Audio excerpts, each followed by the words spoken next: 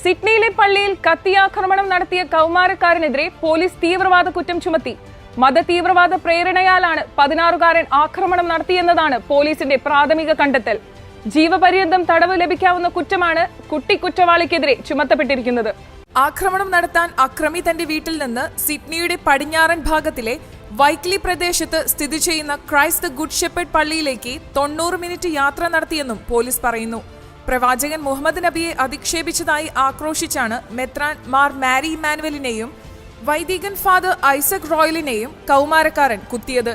അറബിയിലായിരുന്നു ഇയാൾ സംസാരിച്ചിരുന്നതെന്നും Sydney federal police commissioner റീസ് കെർഷോ വാർത്താ സമ്മേളനത്തിൽ പറഞ്ഞു. അക്രമിയെ വിശ്വാസികൾ ചേർന്നാണ് പിടികൂടി പോലീസിൽ ഏൽപ്പിച്ചത്. സിഡ്നിയിലെ കുട്ടികളുടെ കോടതിയാണ് കേസ് പരിഗണിക്കുന്നത്. ആക്രമണത്തിനിടെ പരിക്കേറ്റ അക്രമി ആശുപത്രി കിടക്കയിൽ നിന്ന് വീഡിയോ കോൺഫറൻസ് വഴി വെള്ളിയാഴ്ച കോടതിയിൽ ഹാജരായി. അക്രമിക്കെതിരെ കത്തിയാക്രമണവുമായി ബന്ധപ്പെട്ട് മുൻപ് 3 കേസുകൾ ഉണ്ടായിട്ടുണ്ട്.